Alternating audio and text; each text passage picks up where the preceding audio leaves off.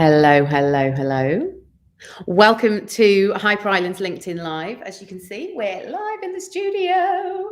Our little kind of, DIY effort here to get ourselves all together so that you can hear the stories that come out of this amazing place in Manchester and give you some access backstage to what is going on at Hyper Island master's programs. And today you'll get the opportunity to hear firsthand from a DXD student, a digital experience design master's student, Vic, and his industry research project partner, Chris, from Future Everything. And I'll allow them to introduce themselves in just one moment.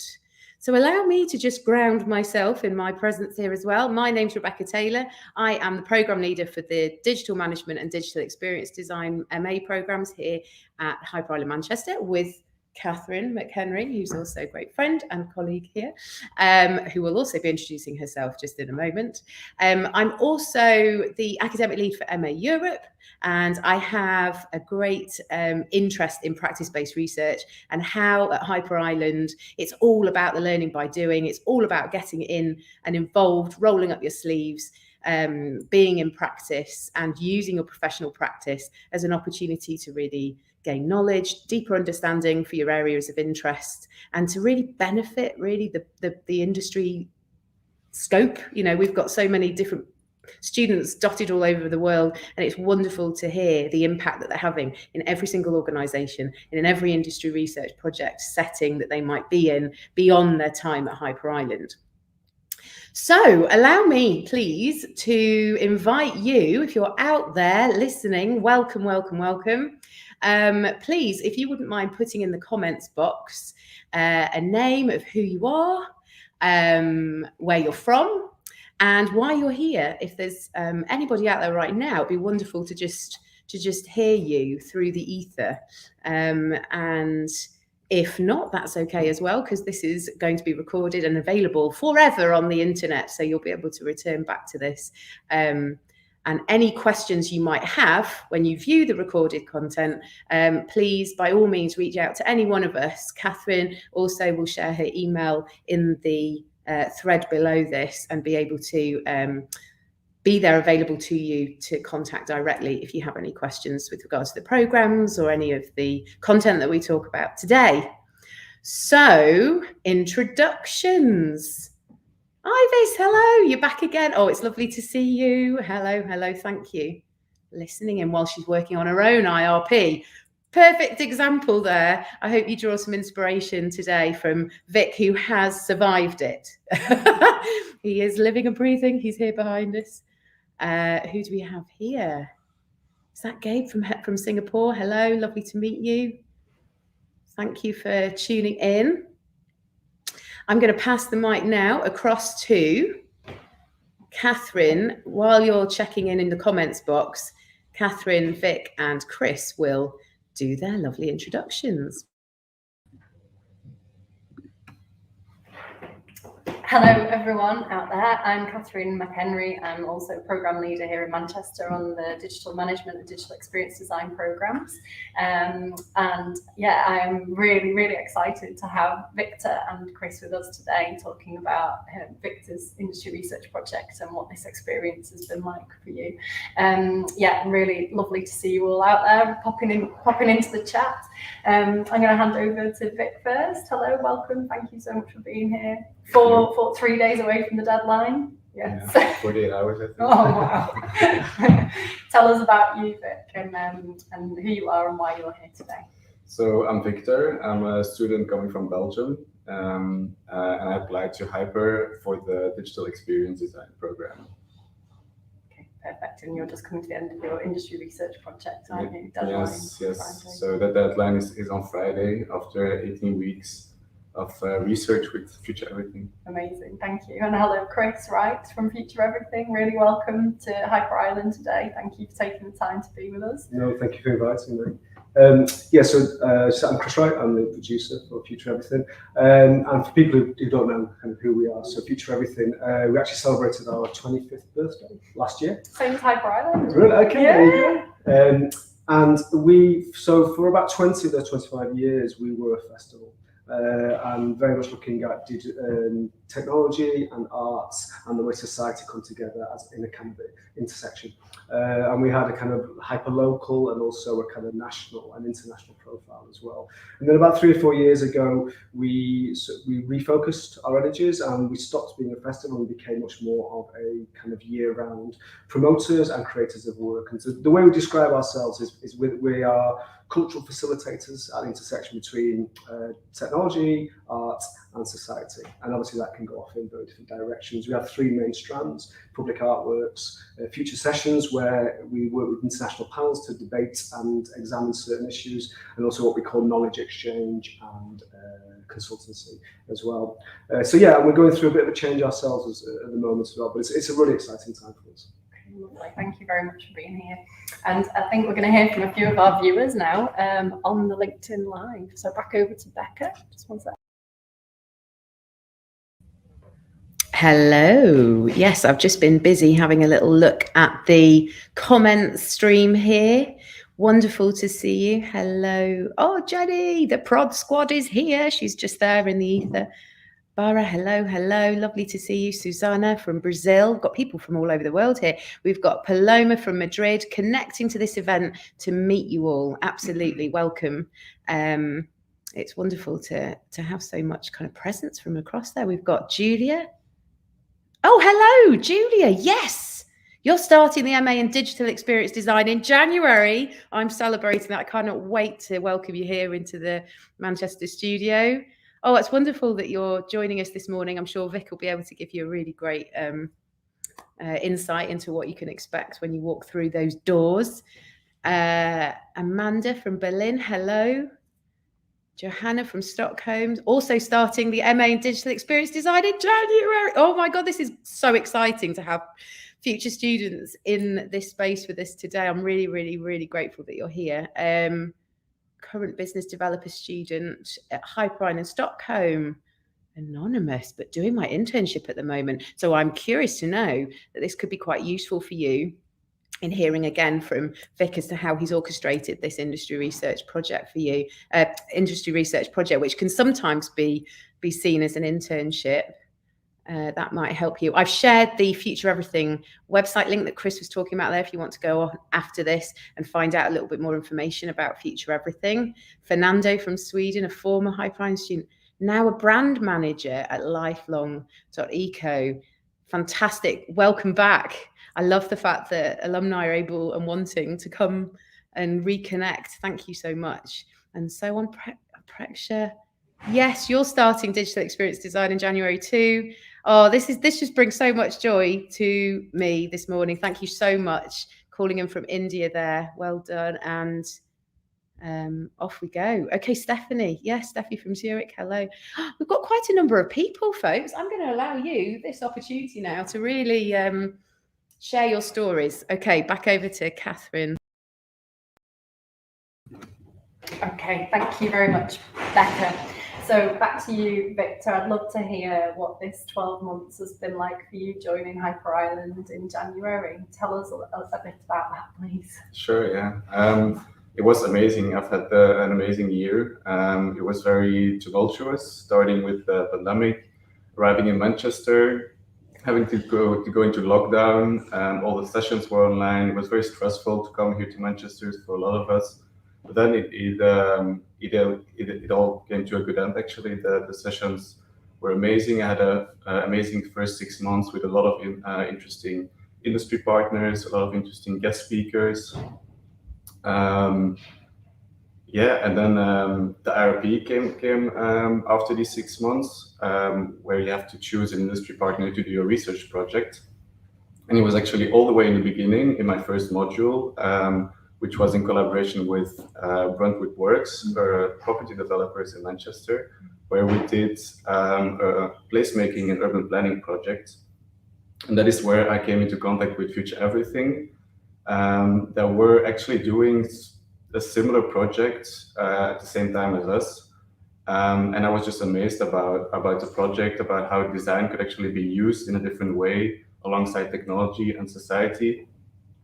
So I was so intrigued. I immediately tried to know more about it, and if it was possible, to me as a digital experience designer to do a project, an IRP, with an organization like Future Everything. Okay, brilliant. And then how did you come to approach Future Everything about this, and what was your topic? So I think when you're approaching someone for an IRP, you have to keep an open mind, because I was really interested in just working with Future Everything. Of course, this place of mind project was what I was attracted to, but Future Everything in general was an interesting organization. So I approached them with an open mind, saying I was really interested to their approach, how they work, how they approach design and technology in combination with this society aspect. And in the first place, asked them if they had any projects going on that would be interesting for me. So I think in these first conversations, it's really a two-way street where you talk about what my interests are, what their projects are, and how we can match somehow. Sometimes it does, sometimes it doesn't.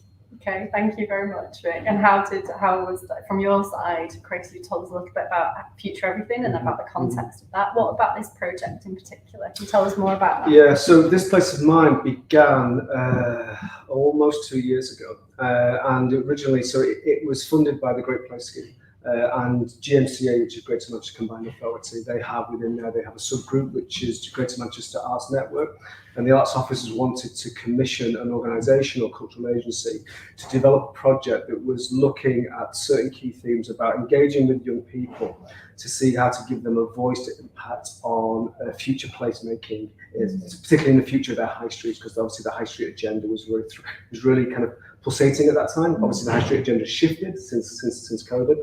So we began a project that was going to be a series of consultations with young people across 5 of the boroughs across Greater Manchester that would then generate content that would lead towards a 3-dimensional tour and digital artwork around those boroughs of Greater Manchester. And that was planned to be taking place the project was going to conclude in the July period of 2020.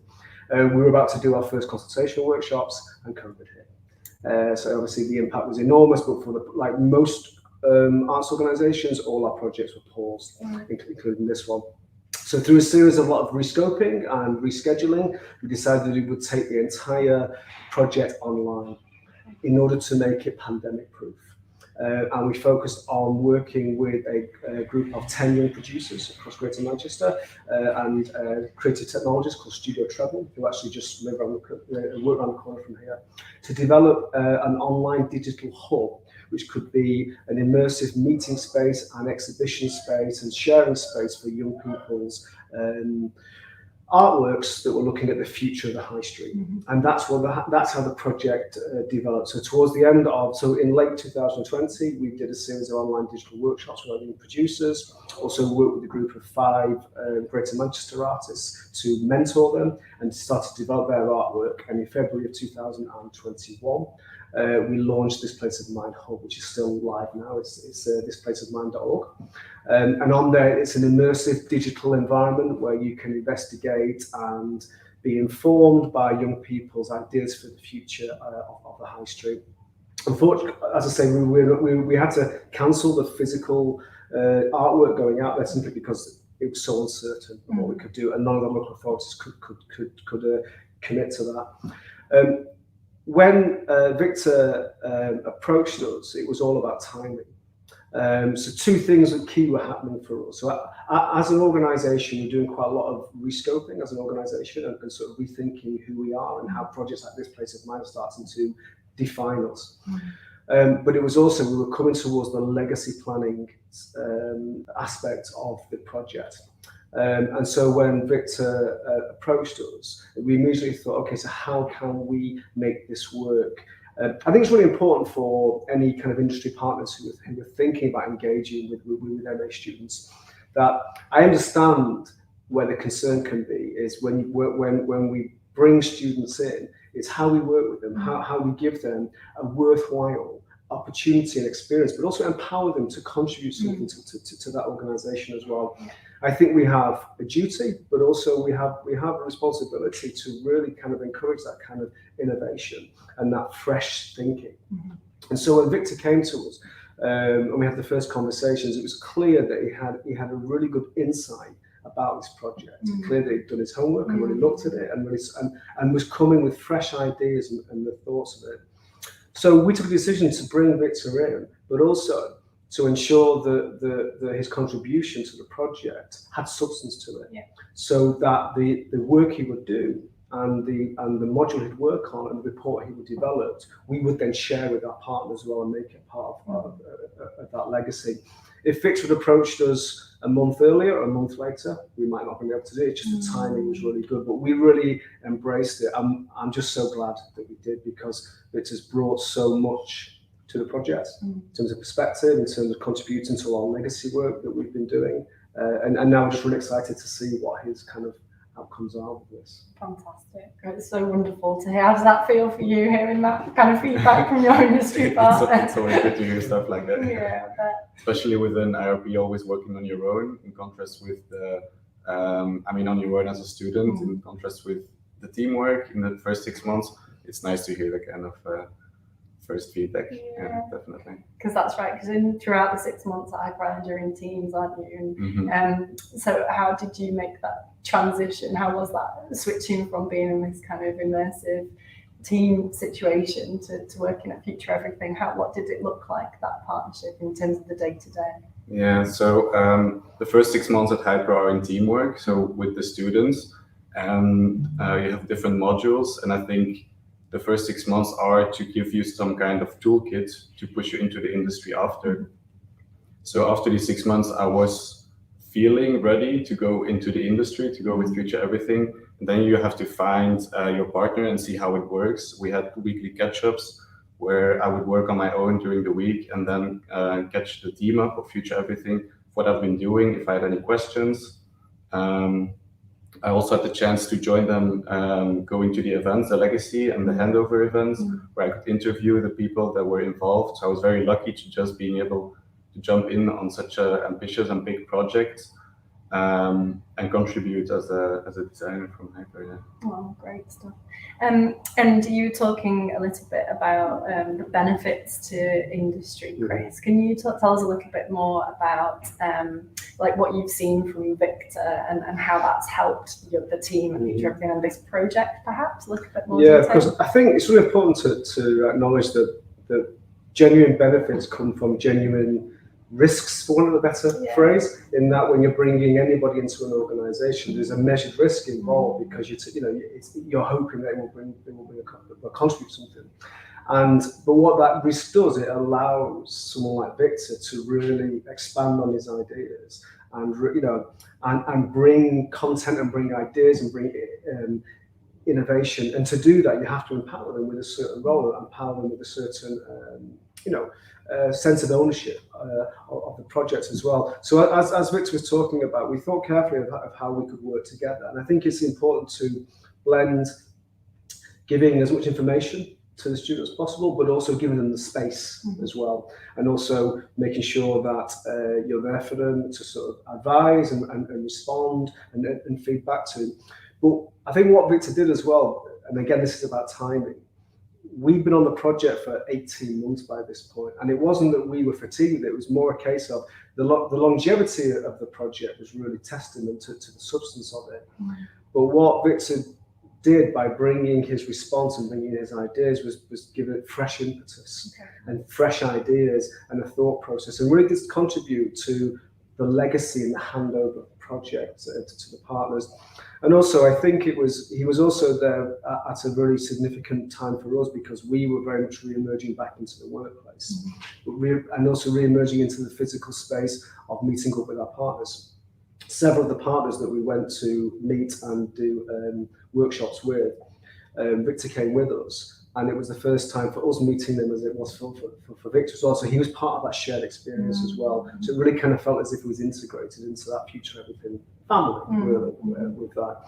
And what we're really excited about is to see what Victor produces and to see what lens he puts onto the project, and how this will and how it will bring value to the handover to the partners, how it will bring fresh perspective for them, and also very clearly suggesting legacy ideas, legacy design ideas, to be able to continue with the project in some form. So yeah, we've been delighted with that process so far. You have to do it carefully to ensure that that Victor feels part of it, but also has that space and that time to be able to think and work as well. And we will be including Victor's work with the partners and hopefully with the sort of wider Future Everything audience as well, as a kind of to testify to both Victor's perspective and ideas, but also to the relationship between Hyper Island and Victor and EMA and Future Everything. Great stuff. How has the Unique project been for you? It's been a whole journey. It started off going as so the first conversations was really like trying to scope what I'm going to do in this project, because this Place of Mind was a big project, 18 months. There's lots of aspects where as a student you can go into. So the big chunk in the beginning was talking with Future Everything and seeing, okay, what are the interesting aspects of this project? And coming from the 6 months at Hyper, where we had a lot of online collaboration, I started to find like similar aspects of the project also being disrupted by the pandemic, and me too having to stay in my room, and having this online collaboration with the team, not being able to share a real space with the teammates. I started going towards or scoping the project down towards this interesting aspect of how can you collaborate online, especially if you're talking about placemaking and urban planning, which is very physical and in the outside. How can you talk about those things? How can you reimagine those things when you're sitting behind a screen, behind your computer screen? How can you create these online spaces where you can stimulate collaboration and creativity? So that was the first big chunk to see where I'm going to steer this project to. And then it was just interesting meeting all the stakeholders, like Chris said. For him, it was also sometimes the first time that they met each other. But it was amazing to come into the project with a pair of fresh eyes and seeing all those people that have been collaborating for so long through a very challenging time. So I was really grateful and really talking to the people. Okay, thank you very much. And can you tell us now a little bit about the next step? So what happens for you beyond Friday when you submit this industry research project, Victor? So the RP does take a lot of headspace.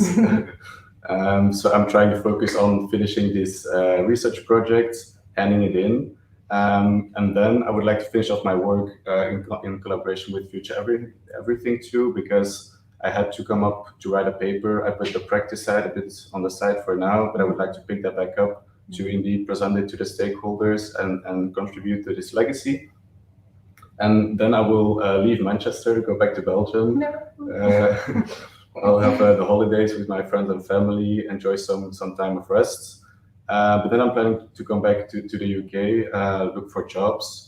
Please don't ask me what kind of jobs. I'll see. I'll keep an open mind, a curious mind. But I'm open to just keep exploring, really. Like I've just done these past 12 months, going to new things, territories that you don't necessarily know much about, and just keeping an open mind and believing in your self-worth. Great, that's lovely to hear. What do you think have been the most important lessons, would you say, from this experience that have helped you in this process and that might help beyond? There's always one thing that always bubbles up, and it's this thing that we were taught during this first 6 months too, and that is trying to be comfortable with not knowing where you're going, being in this space of almost losing control and trusting the process, and like you don't have to know everything about every project to get hold of it. I think that's a really important lesson that I'm taking away from Hyper Island, because it just gives you the power to step in territories that you know nothing about, and having a very curious and open mind, like I said. I think that's like the biggest thing. Thank you. Together with trust the process, of course. Thank you. That's a commonly used expression, isn't it, my friend? And Chris, may I ask you, what have you learned from Victor from this collaboration? What do you take away? we very much align ourselves with the approach that Victor has about trusting the process. And through the entire pandemic, we've tried to make a virtue of the uncertainty, and respond in a way that brings out innovation. We were put into a situation by default that we'll have to respond to. And we've worked really hard to try and then make decisions that we've designed ourselves in response to that, in response to the pandemic. And I think that when Victor came to us with the proposal, as I said, it was coinciding with the legacy planning for the project, but it was also coinciding with Future Everything starting to re-emerge into the physical workspace, really. Strategically think about how we can be sensitive to all our team's needs in terms of home working and also coming back into the workplace as well. It also was a really timely reminder for us that at Future Everything, we are very much committed to talent development, particularly on a local level. As an organisation, we look through the prism of hyperlocal and international, try and combine those things. And what Victor has done is very much put himself on our radar for the future, and that's the way we think about working with new talent coming through, is that we've engaged with Victor on that. And when future projects come along, then Victor will be there in the foreground of our thought process for that. So it's been a really gratifying and rewarding experience. And of course, it's not finished yet, because we're still excited to see what Victor writes and what that feedback is, but also how that will also enhance the project, enhance that legacy for the partners as well. So yeah, he was a bit of a gift coming along, because he made us rethink how we'll do this legacy work. And I think it's a real strength, I think, of the NA, because the way you approached us was reflective of what you'd learned over the previous kind of 6 to 8 months before in terms of the approach, attitude. He gave us a comprehensive overview of the course and what the module was and what he wanted to do with us.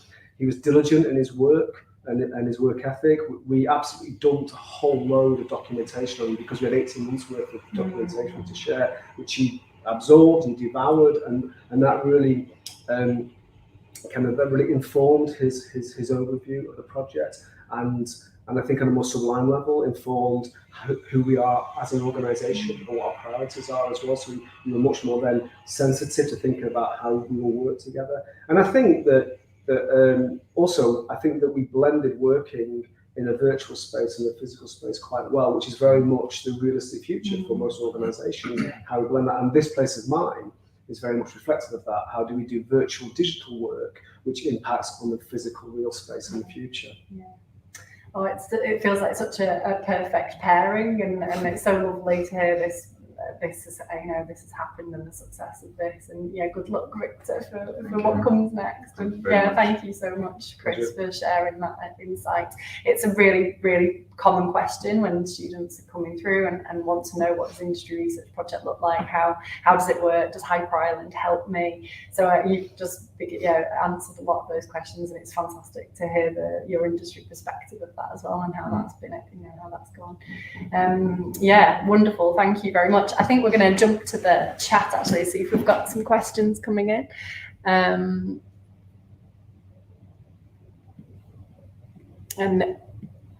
I'll keep an eye on that. Okay, we are going to go for, I'd like to invite you to share with us. We wrote a blog a few weeks ago about a reboot, and I'd love to invite you to consider what you might be rebooting for 2022. We have reaccredited the master's programme, so the modules are as relevant as they possibly can as a response to industry. So new modules that you've experienced this year, such as intelligent machines, humans or customers, understanding people, in business and innovation, and the agile making and prototyping as well. And it'd be great to hear from you both, just what you're considering to reboot or refresh for next year. I can start off. For me, 2021 has been a great year being here in Manchester. So for me, it's just prolonging 2021, starting it over, going into the real industry now, going into real work and taking everything I've learned this year. the people that I've met, the things that I've learned, just trying to transfer everything into 2022. Oh, thank you. Well, good luck for that. Thank you so Thank much, you. Victor. How about you, Chris? I agree with Victor in that 2021 it's been a great year. It's also been a hugely challenging year, but I think those two things go hand in hand. For Future Everything, we've had a lot of changes over the last 12 months. They've not just been about the pandemic, but just in terms of infrastructure of the organisation, but also, as I referred to before, what our direction is, and reimagining who we are and what we do. And I think that the reboot that we're looking now is how we maximise the currency we have as our reputation as a festival, and then take that forward to share with our audiences and also wider audiences of who Future Everything are now and what our ambitions are for the future. So it's I'd say it's less of a reboot and more of sort of an enhancement of the hard drive, really. Okay. You know, so that I think we want to extend our portfolio, but also ask the right questions and ask questions of ourselves as well. So we're very excited. It's been a challenging 18 months, but we've not just survived, we've also thrived by being agile and being open, which includes working with Victor. And I would actively encourage any industry partner for the future to seriously consider working with us with an MA student for Hyper Island, simply because you don't know what the outcome can be, and there's such potential of what the students can bring. And how it can impact on your future planning, your business planning, and the way you see the world, really, the way you see your audiences as well. So yeah, that's what we're looking forward to next year, and we really hope that at some point we can work together again in the future. Oh, amazing! Thank you very much. Yeah, and I know there's industry partners who are out there, curious and wondering, is it something we should do? How will it benefit the organisations? To hear it from you and that experience firsthand is really really valuable. Thank you. Okay, I'm going to hand back to Becca in the studio. Thank you both. Hello there. Oh, I can feel the love in here. It's been a privilege. I've had kind of a proper first-hand experience here, and I hope you've all been able to feel that too, of what it is that Victor's gone through the past 18 weeks for his industry research project, and how it is Chris has supported that, advised that, guided that, been an important player really in that support network that Victor has around him, not just from Hyper Island in respect to having a supervisor and connection to a supervisor, but also having that industry research partner and access to these stakeholders. And I've been busily trying to kind of keep a few notes here as well on what was said. And I think a key theme that really came up was being pandemic proof and how we can create pandemic proof projects. And I think one of the things that I would like to actually state with confidence is that a lot of Hyper Island students have an opportunity to feel equipped when entering into this crazy world that we now live in. And this has just, I suppose, fueled that confidence for me in understanding really the purpose and the role of Hyper Island and what it is that Victor is able to, and clients are able to get out of this, this space where we can be equipped to deal with these projects and the pandemic that's likely to impact that moving forward. So I'm really grateful for that. And Chris, thank you so much for plugging Hyper there. There's quite a lot we can take forward from that and learn from as well and build on, which is really important. So looking at the comments, thank you so much for staying with us. Bernard, hello. He's an IT executive. I can't see where you're calling from, so do excuse me if I'm unable to explain that. But the question I think you're asking, although it is a statement, it appears in the comments. I'll read the statement and see if you can translate into a question, Catherine and co. It's very curious and interested to learn concretely from Hyper Island and Future Everything experiences, best practices, and how perhaps to scope the customer's true needs and requirements, and therefore truly match those with the digital technology available. So I'm guessing, and Bernard, I'm sorry, I'm reading between the lines here because obviously we're not in a Zoom room where I can ask you to elaborate on this, but there's I guess what you're also asking here is accessibility, inclusivity. Or do you even see your participants as customers consuming a product that you're creating here. And I just wonder whether it'd be interesting to explore that a little bit more with you. I will pass back over to you. So I took from that some examples of best practice.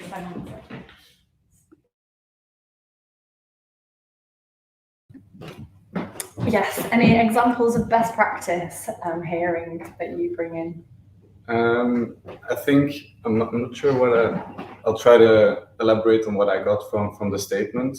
I think when you're working with technology, there's a lot of applications, a lot of digital applications, and what was proven with Hyper and with Future Everything too, that's important to explore how you actually apply digital technology in societies and for your own as a best practice instead of negatively influencing you, which is definitely there too. Try to see how you can benefit from it and try to be creative with how you use these digital technologies for yourself and for the community, like Future Everything does. Keeps on exploring how art and technology can work together to help communities. That's what I got from it. Yeah, I think Bernard also is referring to how an organisation would work with an MA student as well. And the key thing I would say is authenticity. Is that it shouldn't be tokenized at all. I think you think carefully about bringing somebody on board, because we responded to Victor's approach, which in itself we applaud, because it's you showed the initiative to be able to do that, but also you came prepared. You'd done your homework, you'd looked at everything. But then it's about, if we're going to do this, we do it properly. And we ensure that the person coming in has a contribution to make and enhances what we're already doing. So we assess what the benefits are and what the value is as well. And then transparency is really key as well in that relationship.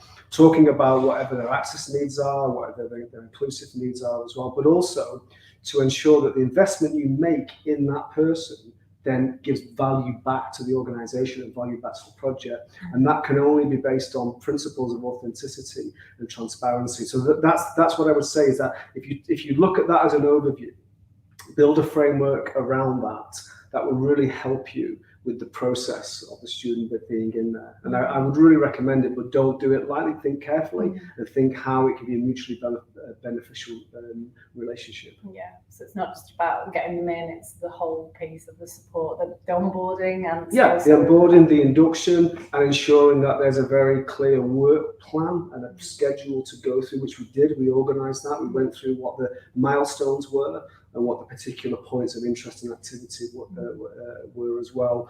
And that just proved really critical for us to be able to have a smooth process, but also to be able to measure the success of our progress as well through it. Yeah, thank you for the question, Bernard. I've got another one. Yeah, I can't read, I'm sorry, it's too, I can't read it. Okay. Oh, how can Hyper Island help me enhance my personality? Okay, Victor. That's a big question. I can say how it enhanced my personality, if enhancing a personality is even a thing, but I think Hyper helps you to discover yourself. So how you try to find your qualities, how you actually work in a team, what your role is in that team. It gives you a lot of creative confidence too. It tries to make people aware of everyone can bring something to the table.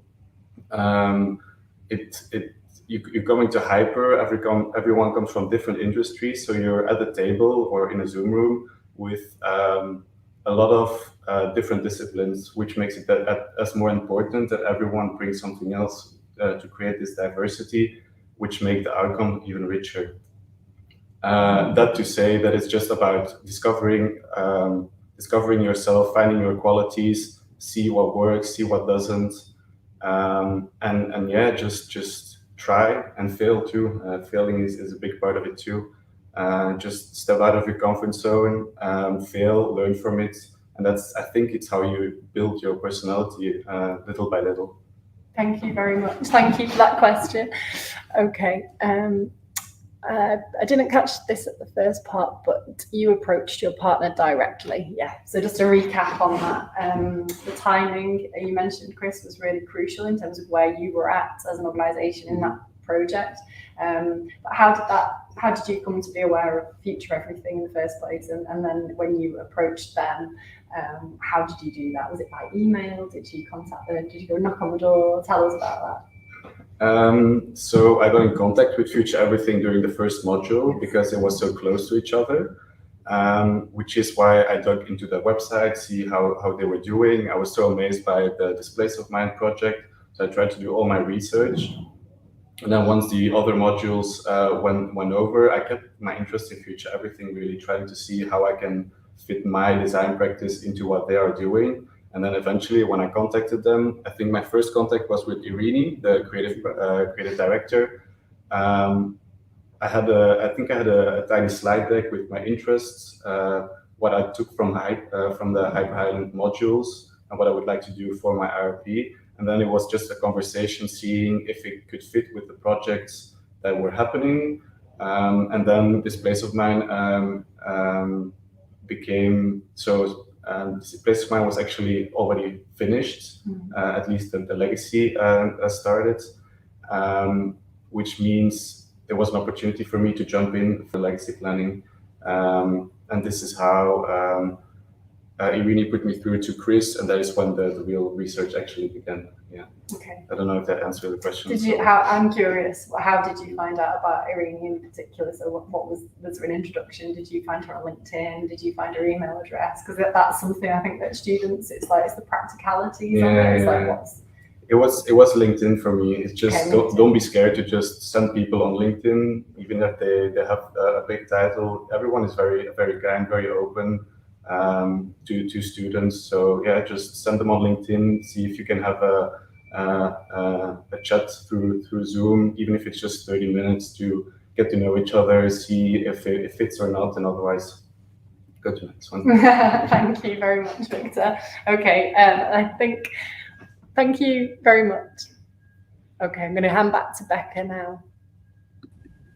Hello again. Hello. Brilliant questions there that you know contributing there in the comments. Thank you so much. Right now, and thank you for your answers as well, team. So we now have a few minutes left before we end the session at 1:45. So if you haven't been able to share a question or you are itching to have something answered, please do not feel like this is the only space in which you have the chance to do so. You will be able to reach out to us, and any of the members of the Hyper Highland team are more than willing and able to speak with you about the programs and respond to any questions you might have. So please do keep in touch. We're going to take a break next Wednesday for our LinkedIn Live session and prep ready for the following week.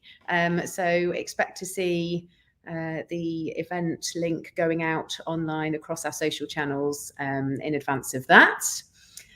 With only a couple of minutes left, we haven't really got the time to invite everybody to check out. We very kindly got the "What would you reboot for next year" from our guests here today. So I would like to leave you with a bit of a checkout as a provocation.